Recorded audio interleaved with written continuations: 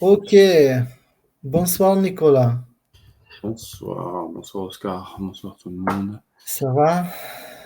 Très bien. Du coup, on Alors peut- pour l'instant, c'est comme nous dans le rendez-vous, j'imagine qu'il y a d'autres qui vont peut-être nous Mhm, joindre bientôt. On attend quelques minutes. mhm. Très bien.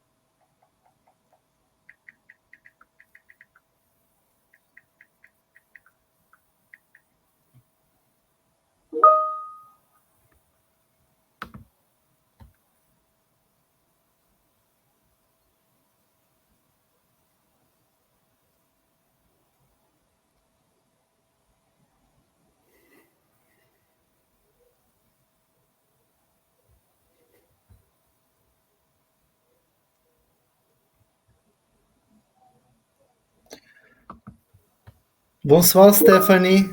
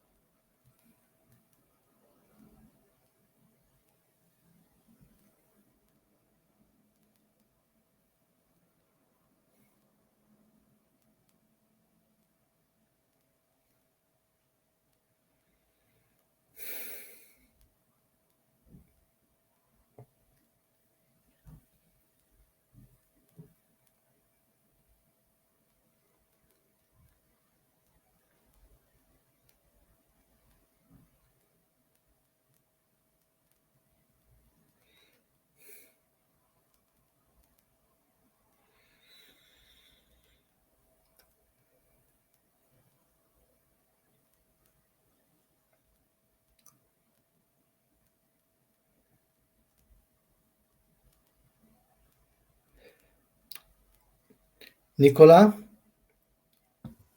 Oui, ouais, je pense qu'on attend encore quand même 3 minutes parce que là on a que Stéphanie. mhm. On attend peut-être 3 minutes et après on va commencer quand même parce que Ouais, très bien. peut-être il y a tu sais, les gens qui inscrivent à voir plus tard. Alors, on attend quand même 3 minutes et on commence, ok? Ça marche très bien.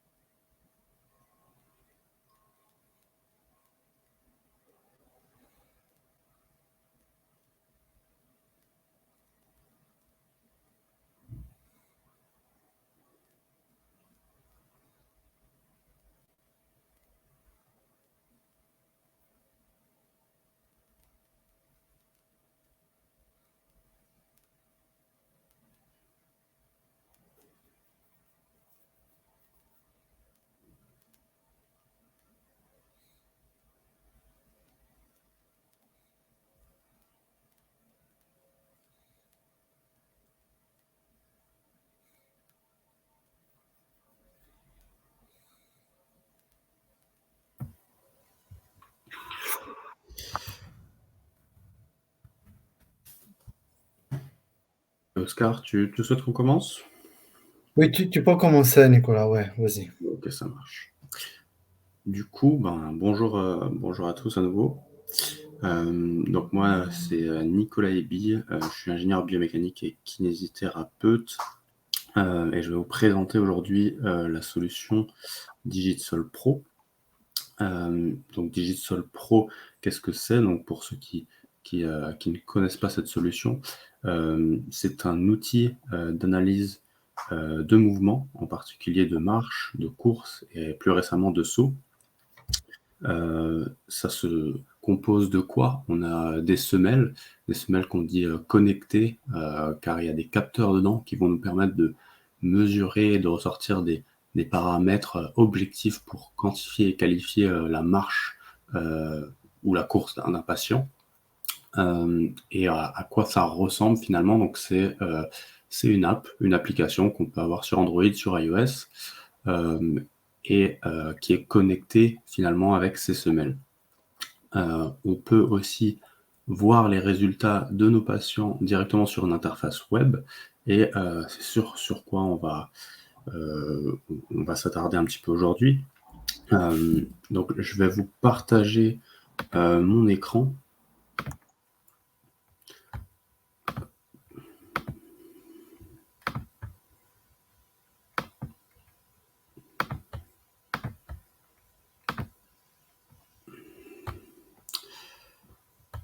Voilà, est-ce que vous voyez bien mon écran?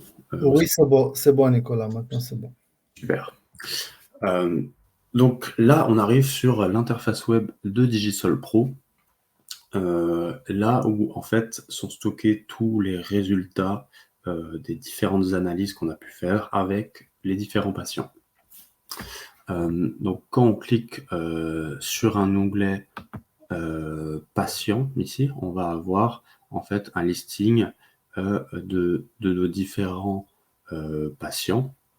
Et si je clique du coup sur un, voilà, une patiente qui va nous intéresser aujourd'hui, une patiente avec laquelle on avait fait une analyse de la marche. Donc qu'est-ce qu'on voit? On voit sa dernière activité, donc l'analyse de la marche dont je viens de vous parler. On peut voir aussi les informations du patient. Donc, alors à savoir que effectivement, moi j'ai la version anglaise là du site, mais elle est disponible bien sûr en français. Donc voilà, avec les différentes infos patients qu'on a potentiellement besoin de stocker, les éventuelles conditions, donc la raison de la consultation, les éventuels voilà, complications ou petits problèmes qu'il pourrait y avoir à l'instant T pour l'acquisition. Et voilà. Et toutes les analyses possibles de la patiente seront stockées dans cet onglet-là. À savoir que cette patiente n'a fait qu'une analyse pour l'instant, donc il n'y en a qu'une seule. Donc voilà, je vais maintenant cliquer sur cette analyse pour qu'on regarde plus particulièrement qu'est-ce qui compose finalement l'analyse de la marche.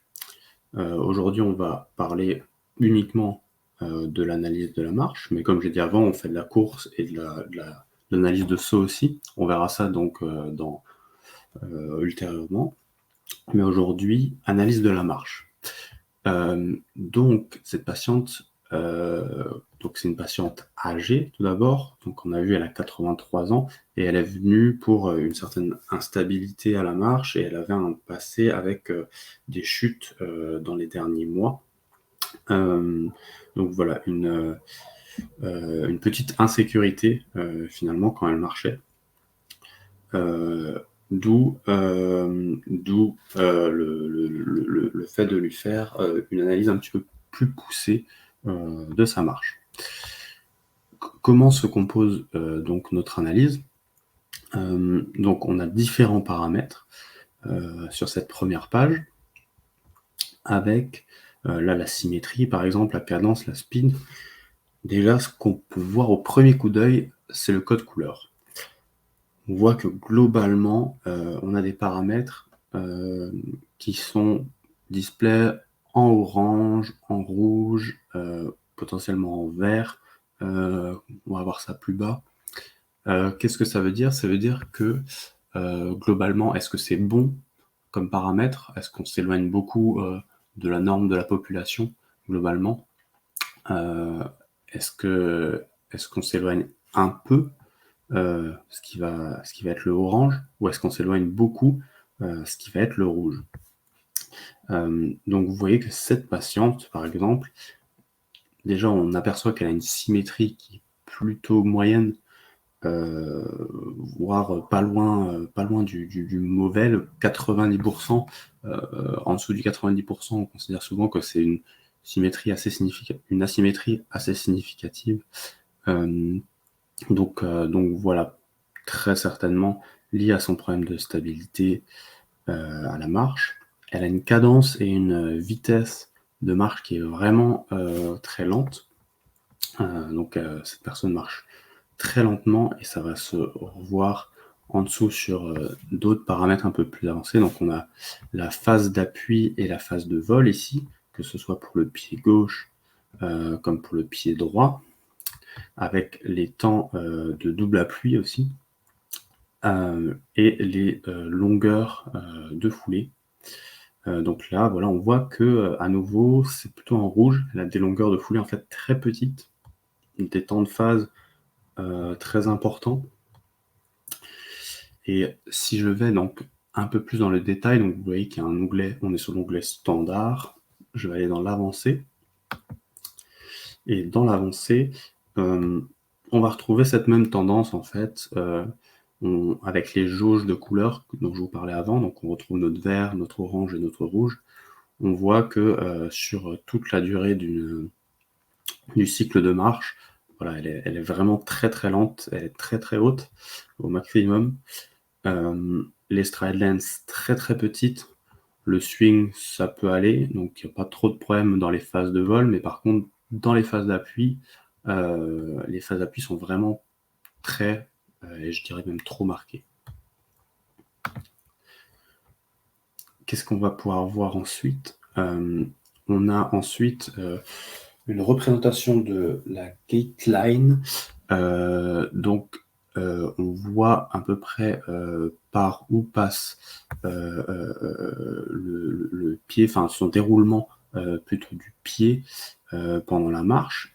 Et qu'est-ce qu'on voit aussi? On voit les sous-phases de la marche. Donc, si elle a plutôt des temps de sous-phase bonnes ou mauvaises. Donc là, on va retrouver la phase de loading, la phase de pied plat et la phase de propulsion.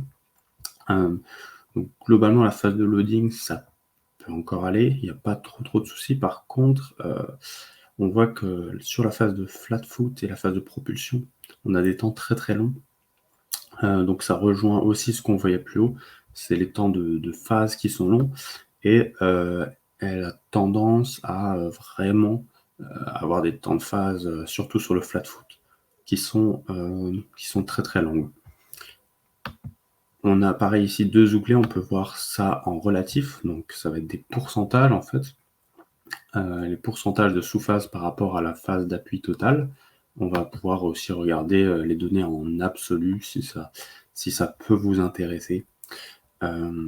Voilà, moi je me focalise souvent plus sur le relatif, juste pour voir la proportion en fait entre les différentes phases. On a sur le ratio de propulsion pas grand chose à remarquer. Donc le ratio de propulsion qui est un rapport en fait entre nos fléchisseurs de hanches et nos triceps sourés pour l'extension de la cheville. On a globalement pas trop de problèmes là-dessus. Donc j'ai pas de commentaires à faire supplémentaires dessus. Donc je vous propose de passer à la deuxième page qui est la page détaillée. Et on va pouvoir voir sur cette page détaillée maintenant, le plus en détail, notamment les angles de cette dame pendant la marche. Donc globalement, ce qu'on peut voir, là c'est un graphique où on voit sur l'axe vertical les différents instants de la marche, donc la pose de talon, l'entrée en pied plat, la sortie du pied plat et le moment où la personne quitte le sol. On retrouve nos valeurs qu'on a vues avant avec les temps de phase.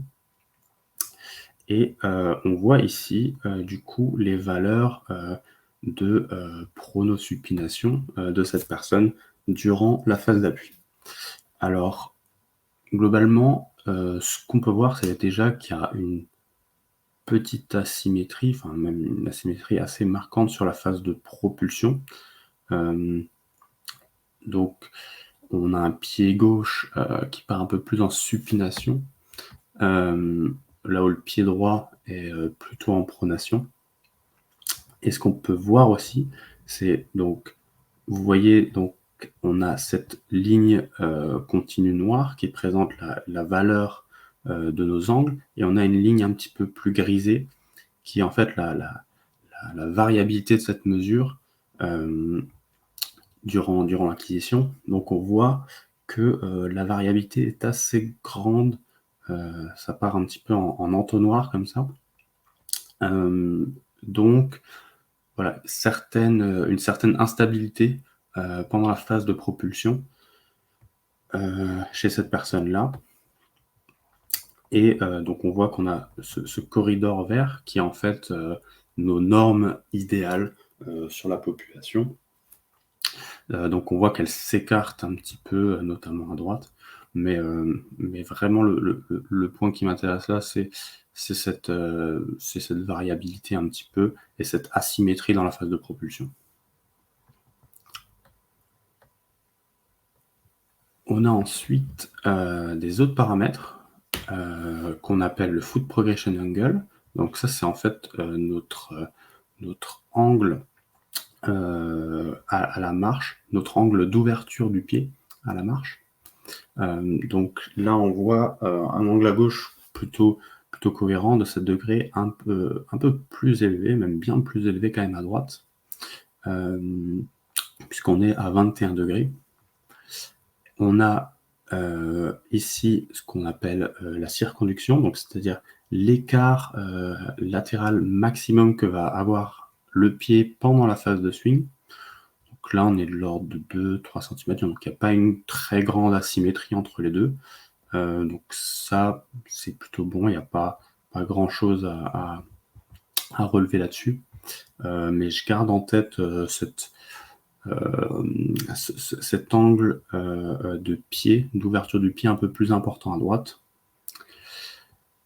Et on va regarder le dernier petit affichage de cette analyse, qui est l'angle de steppage.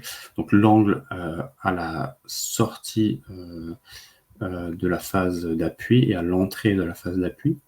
Et qu'est-ce qu'on voit là-dessus? On voit que l'entrée en phase d'appui a un angle très peu élevé. Donc on tourne vraiment à des angles plus importants d'habitude, de l'ordre d'une 50aine de degrés.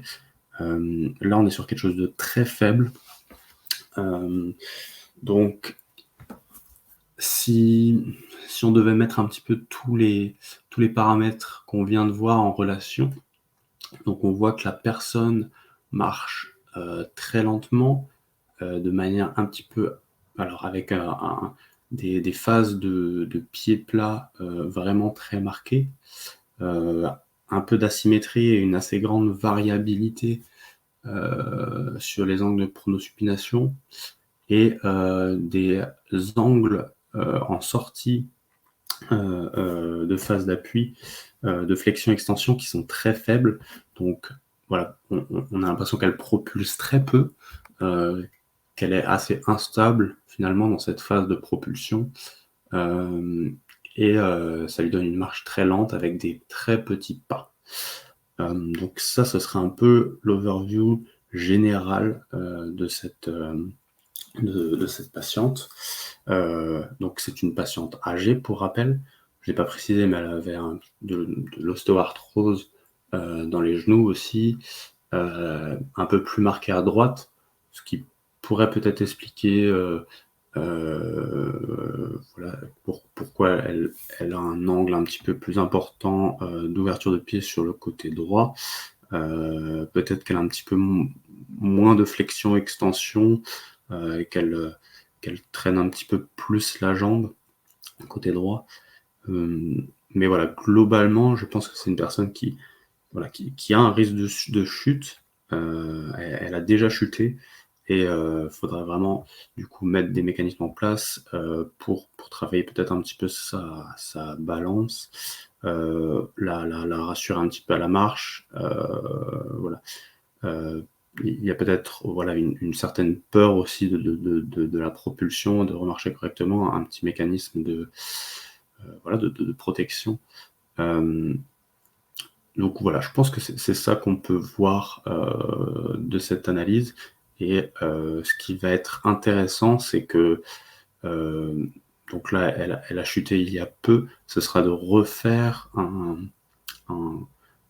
ce même test de marche une fois qu'elle aura fini son traitement voilà, après chute, voir si effectivement elle retrouve un petit peu confiance en sa marche, qu'elle agrandit un petit peu sa foulée, et qu'on retrouve des valeurs un petit peu plus voilà, un petit peu plus importantes sur la vitesse de marche, notamment, et sur les angles. Donc voilà, ça c'était l'analyse de la marche. Je ne sais pas si vous avez des questions déjà sur cette analyse. Je vais vite regarder, jeter un petit coup d'œil sur le chat. Rien pour l'instant. Et j'en ai donc fini pour cette analyse de la marche. Et donc j'aimerais juste donc repréciser que, outre l'analyse de la marche, on fait des analyses de course et de saut. Donc analyse de course, on va retrouver des paramètres assez similaires, donc c'est-à-dire des phases d'appui, des phases de vol, mais aussi des choses un petit peu plus liées à la performance, de la prévention de blessures, comme des angles d'attaque, par exemple, pour la course, des forces d'impact aussi. Et pour le saut, on va trouver des paramètres là plus reliés au saut, comme des hauteurs de saut, des longueurs de saut en fonction des différents types de sauts, qui sont plutôt des indices de performance et qui vont être plutôt utilisés dans le milieu de la réathlétisation ou de l'optimisation de performance sportive. Voilà, moi j'ai fini ce que je souhaitais vous présenter aujourd'hui. Donc si vous avez encore des questions, n'hésitez pas à le mettre dans le chat. Je vais rester quelques minutes pour répondre aux éventuelles questions. Et voilà, Oscar.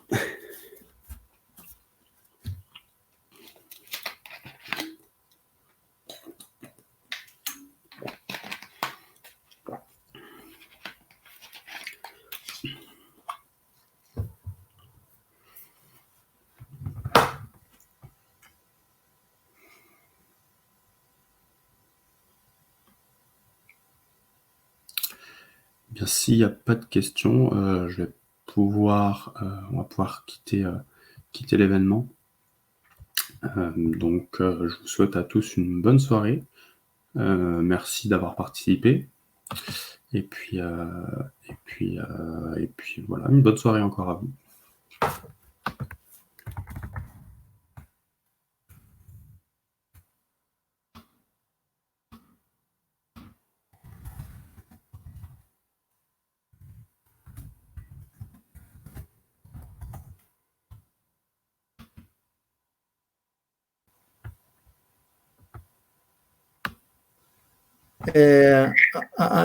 Joe, give me 1 second because I just need to do something.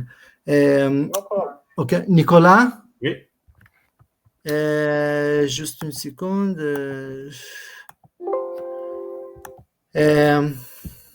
On peut, ça y est, tu as fini? C'est tout bon, ouais, je viens de terminer là, Oscar. D'accord. Voilà. Donc il n'y a pas eu de questions, donc voilà, je te disais juste à l'instant qu'on peut fermer la session. Ok. Voilà. Bah, merci à tous. Merci Oscar. Second, Joe. Merci Nicolas. Merci Stéphanie pour être ici. Merci beaucoup. Au revoir. Bonne soirée.